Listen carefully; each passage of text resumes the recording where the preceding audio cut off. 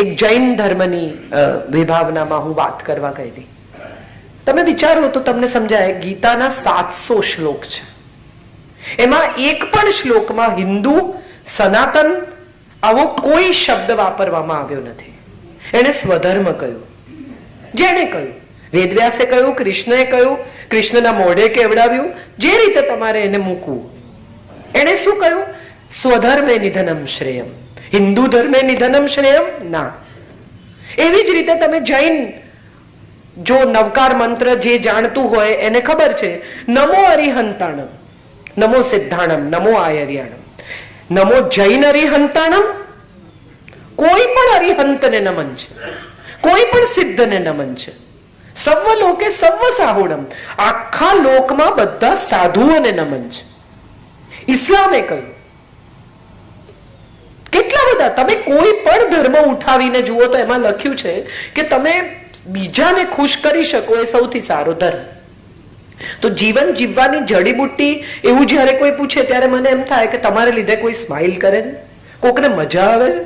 એ એમ કે છે કે 10:30 વાગે હું કાજલબેનને રોજ સાંભળું છું. હું એ બોલતા હતા ત્યારે મને હસવું એ આવ્યું કે એમને ઊંઘ ના આવે ત્યારે મને સાંભળે છે, એટલે હું હાલરડાની અસર કરું છું ધીરે ધીરે.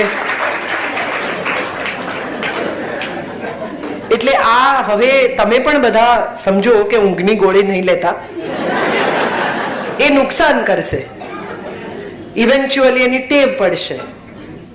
હું તો કોઈ સાઈડ ઇફેક્ટ વગરની મેડિસિન છું, પેરેલલ શાસ્ત્ર છું આખું. એટલે પ્રયત્ન કરી જોજો, ધીરે ધીરે હાલરડાની અસર થાય, ઊંઘ આવી જાય તો ગોળી નહીં લેવી પડે. બોડીને ઓછું નુકસાન થશે, માઇન્ડને થાય બી ખરું.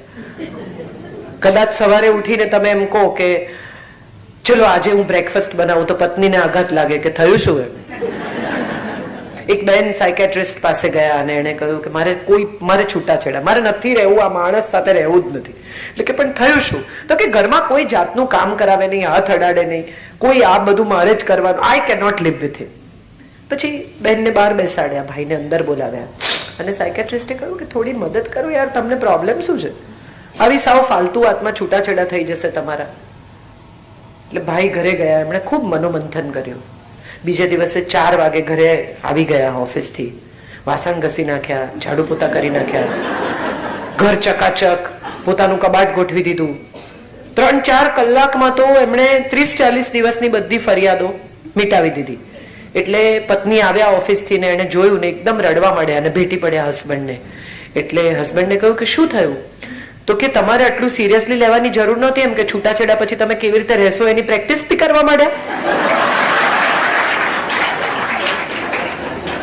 આ જગત છે સાહેબ. તમે જે નથી વિચાર્યું એ બીજા વિચારે છે. Don't go by others. Think what you want to think. Believe in what you believe. Do what you feel like doing. કોને કેવું લાગશે એવું વિચારીને કોઈના બેસણામાં નહીં જતા. કોઈના ગુજરી ગયાનો સાચે જ અફસોસ છે. તમને એમ થાય છે કે એ ગુજરી ગયેલી વ્યક્તિના દુઃખમાં કે એના પરિવારની દુઃખમાં મારે જઈને ઊભા રહેવું છે, તો જરૂર જાઓ. અમારે ઘરે હમણાં એક બેન વચ્ચે બપોરે ફોન આવ્યો, મારા સગા જ છે, કે અમે 2 મિનિટ તમારે ઘરે આવીએ. મેં કીધું આવો ને, માણસ ખોલી આપશે તમને. શું થયું? તો કે અમારે એક રિસેપ્શનમાં અમે અહીંયા આવેલા, હવે સાંજે 5 વાગે એક બેસણામાં જવાનું છે, તો કપડાં બદલવા છે, ઘરે ક્યાં જઈએ? આટલી સ્વાભાવિકતાથી આપણે આનંદ અને અફસોસની વચ્ચે ટ્રાન્ઝિટ કરી જઈએ છીએ. એક ક્ષણ માટે વિચારી જુઓ કે હૃદયથી કશું જ નથી કરતા. માત્ર વસ્ત્રો બદલવાથી તમારો વ્યવહાર બદલાઈ જશે, તમારો વિચાર નહીં બદલાય. Think about it. You really want to live with વ્યવહાર, કે તમારે વિચાર બદલવા છે? અને જો વિચાર બદલવા છે તો એ ભીતરથી બદલવા પડશે. એને માટે કપડાં બદલો કે ન બદલો. તમે લાલ સાડી પહેરીને પણ બેસણામાં જશો ને તો તમારા મોઢા પરથી જોઈને એને સમજાશે કે આને દુઃખ થયું છે. કેટલા બધા જ્ઞાતિઓમાં બેસણું પણ એક ફેશન શો હોય છે. તમે જોયું જ હશે, ડાયમંડના કાપ, સરસ હકોબાના બ્લાઉઝ પહેરે, અંદર જુદા કલરની અંડરગાર્મેન્ટ પહેરે, જેથી એકદમ પરફેક્ટ ફેન્સી. એટલે તમે શું કરવા જઈ રહ્યા છો? કોઈ ગુજરી ગયું છે એના દુઃખમાં, કે આ નવી શિફોનની સાડી લીધી, કે હકોબાની સાડી લીધી, કે કલકત્તી ટાંગાઈ લીધી, એ બતાવવા. Decide vote you want to do in life and behave accordingly. હા, હું અહીંયા આવું તો હું જીન્સ ને ટી શર્ટ પહેરીને ન આવું, કારણ કે આ ડેકોરમ છે, આ સભાનું ડેકોરમ છે. કોઈ ગુજરી જાય, બધા સફેદ પહેરતા હોય તો તમે પણ સાદા સફેદ સ્કાય બ્લુ પેસ્ટલ કપડાં પહેરીને જાઓ. એ એક લોકાચાર છે, પણ એનો અર્થ એવો નથી થતો કે બધું જ લોકાચારમાં જીવાતું જાય અને કશું ભીતર થાય જ નહીં. ધીરે ધીરે આપણે બધા સપાટી પર જીવતા લોકો થઈ ગયા છે. એટલે જીવન જીવવાની જડીબુટ્ટીનું સૌથી મોટું મુદ્દો એ છે કે થોડા ભીતર ઉતરો, અંદર જાઓ, શોધો જાતને. શું કરવું છે, શું નથી ગમતું, શું ગમે છે, અને જીવન સાથીને, બાળકોને, મિત્રોને સત્ય કહેતા શીખી જાઓ નમ્રતાથી. વસ્ત્ર જોઈને ભોળવાઈ જવાનો કે વસ્ત્ર જોઈને દોરવાઈ જવાનો સૌથી મોટો દાખલો કયો? રામાયણ. રાવણ સાધુ વેશે આવ્યો એટલે સીતાએ ભીતર આવવા દીધો. બીજા કોઈ પણ કપડા પહેરીને આવ્યો હોત તો સીતાએ ન આવવા દીધો હોત. આપણે બધા ભગવા જોઈએ કે નમી પડીએ, તરત બાપજીની પધરામણી ને બાપજી આમ, અને એમાં જો બબૂતી કાઢી આપી તો ઓહો, આપણને એમ જ છે કે હવે 1ની 5 નોટ કરી જ આપશે. ને એમાં આ બધા અમુક તો પેલા દરબાર ને બધું હોય છે, જેની અંદર કહેતા હોય છે લાલ ચટણી ખાઓ ને લીલી ચટણી ખાઓ ને સમોસા ખાઓ ને ન ખાઓ ને કેળા ખાવાથી આમ. What is he talking and why are we listening to it? તમારો આત્મા શું કે છે? તમારું મન શું કે છે?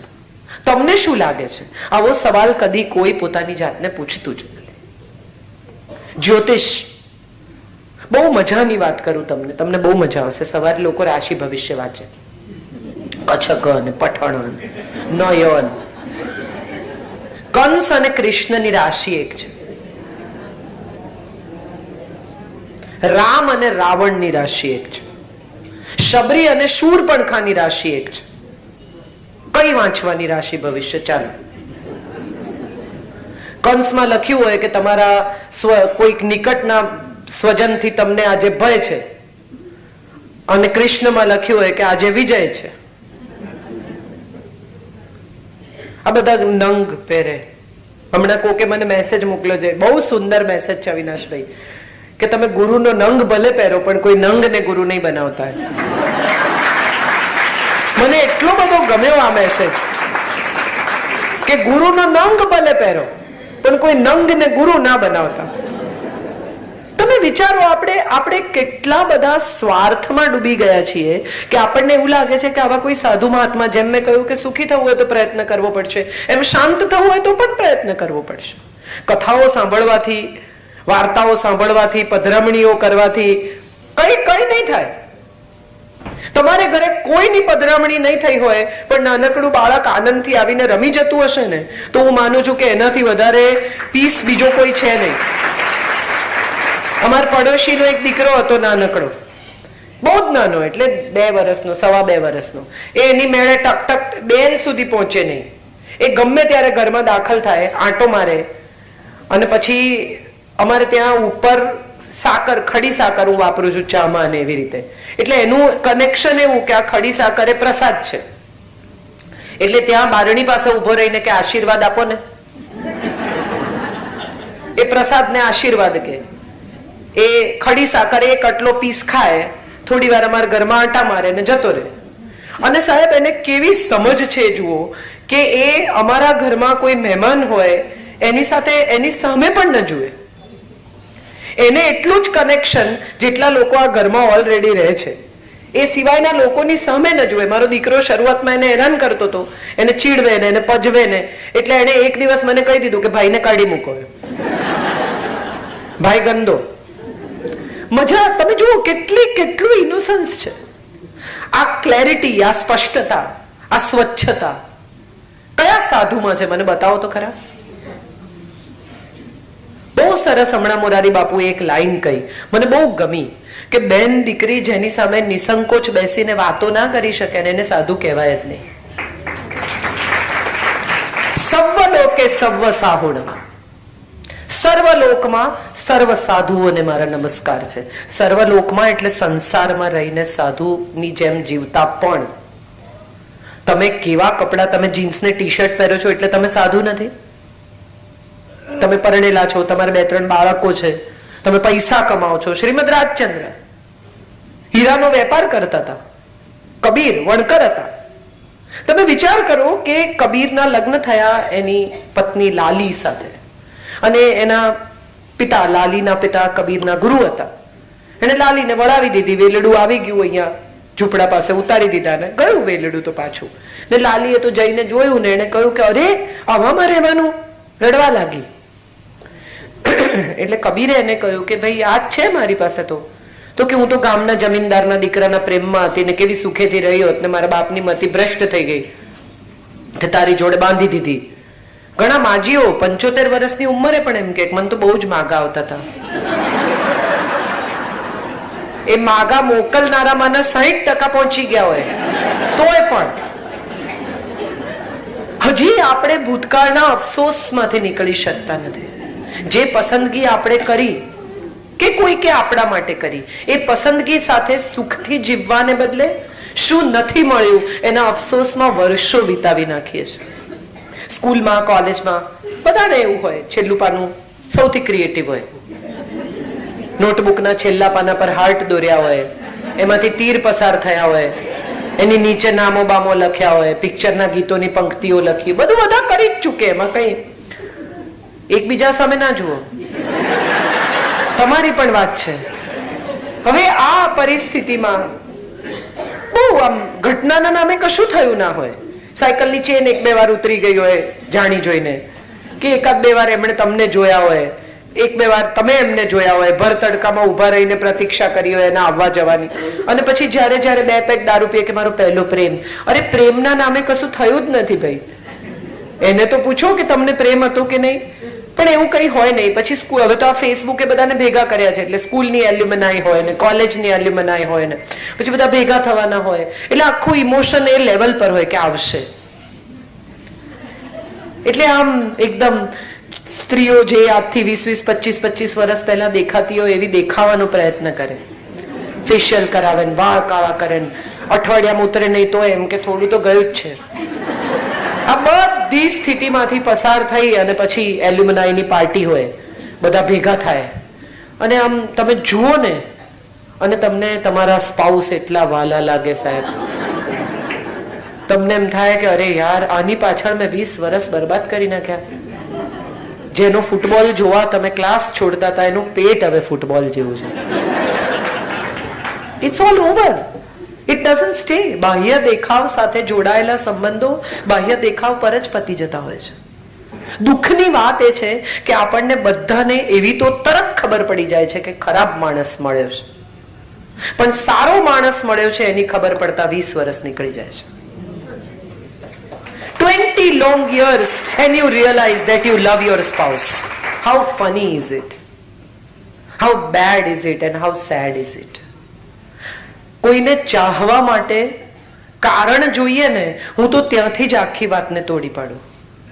રીઝન હશે તો પ્રેમ થઈ શકશે, એ તો લેવડ દેવડ છે, એમાં ક્યાં પ્રેમ છે? પ્રેમ તો અકારણ જ હોય માટે હોય.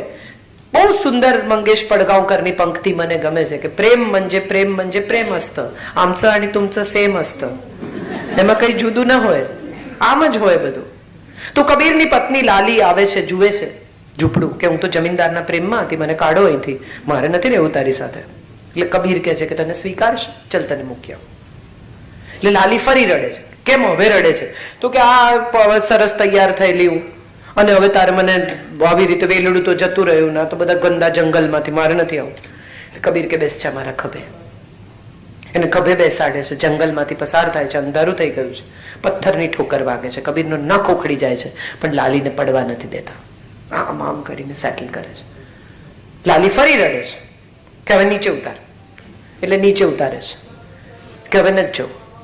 અરે કે હમણાં જવા માટે રડતી હતી, હવે નહીં જવા માટે રડે છે, તારો પ્રોબ્લેમ શું છે? અને ત્યારે લાલી કહે છે કે જે કોઈકને સોંપવા માટે મને આટલા સ્નેહથી આટલી સાચવીને લઈ જાય છે, જો હું એની સાથે જીવનભર રહું તો મને કેવી રીતે રાખે? આપણે આટલા ભીતર ઉતરતા જ નથી. બે સાધુઓ નદીના કિનારે ઉભા હતા. નદીમાં પૂર હતું. એક સુંદર સ્ત્રી તૈયાર થઈને આવી, ખૂબ બ્યુટીફુલ, ઉભી રહી સાધુની બાજુમાં. નદીમાં પાણી ચડ્યું છે. પેલી બાઈ જોયા કરે છે પાણી તરફ. જુવાન સાધુ રડે છે એટલે જુવાન સાધુ કહે છે કે તું રડે છે કેમ? તો કે સામે નહીં જાઉં તો મારો ગ્રાહક જતો રહેશે, હું તો સેક્સ વર્કર છું, અને જો આજનો ગ્રાહક ગયો તો મારા છોકરાને શું ખવડાવીશ? એટલે જુવાન સાધુ કહે છે કે એક કામ કર, બેસી જા મારા ખભે, હું તને લઈ જાઉં સામેની તરફ. અમે તો જવાના જ છીએ. જુવાન સાધુ એને સામે લઈ જઈને ઉતારી દે છે. હવે નદી કિનારાથી મઠ સુધીના રસ્તે પેલા વૃદ્ધ સાધુ એને કયા કરે વારંવાર કે કેવા એના સાથળ તારા ગાલને અડતા હતા, કેવા એના પગ તારી છાતીને અડતા હતા, કેવી એ તારા આમ માથું પકડીને બેઠી હતી ને, આમ હતું ને, ફલાણું હતું ને, એની પાની કેવી ગોરી હતી ને, એનો વાન કેવો આવો હતો ને, તને આવું તો ભ્રષ્ટ કર્યો ધર્મ ને, તું આવો છે ને, તું તેવો છે ને, કામી છે ને. પેલો કઈ જ બોલે નહીં. બંને જણા મઠમાં પહોંચ્યા. મઠાધીશને કહ્યું કે આવી રીતે એક સ્ત્રીને બેસાડીને લઈ આવે ખભે, બોલો. એટલે મઠાધીશે યુવાન સાધુને પૂછ્યું કે તારે કઈ કહેવું છે આજે તારા પર આક્ષેપ મૂકે છે એ બાબતે?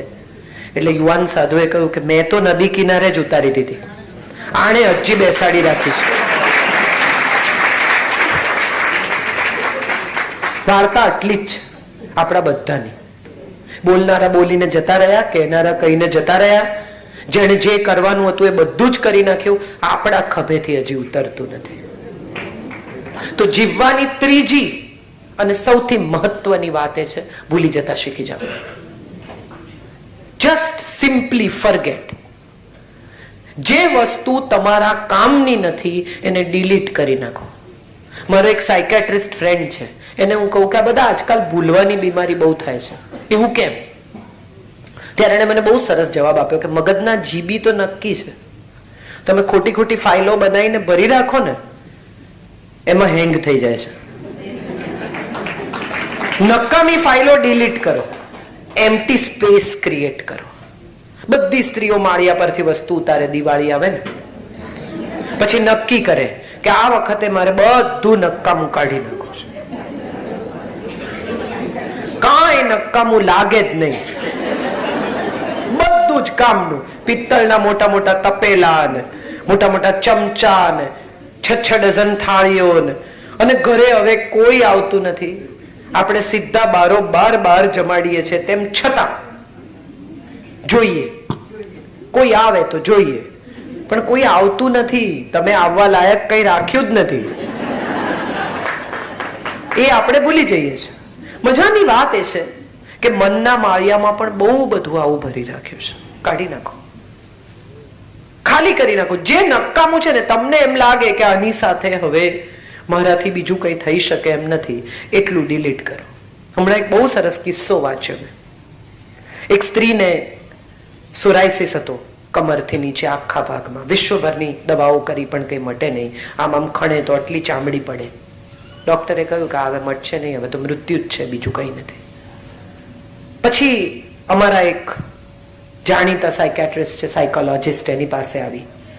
એ ભાઈ થોડા સ્પિરિચ્યુઅલ પણ છે. એમણે કહ્યું કે બેન રોજ ધ્યાનમાં બેસો, અને ધ્યાનમાં બેસીને જે ચહેરો નજર સામે આવે ને એને માફ કરી દો. ને માફ કરતા જેટલા દિવસ લાગે એટલા પણ માફ કરજો. એ ચહેરો વિલીન ના થઈ જાય ત્યાં સુધી રોજ એને જોવાનો ને રોજ એકવાર એને માફ કરવાનો. એ બેનને ધીમે ધીમે સોરાયસિસ મટવા માંડ્યો. નવી ચામડી આવી,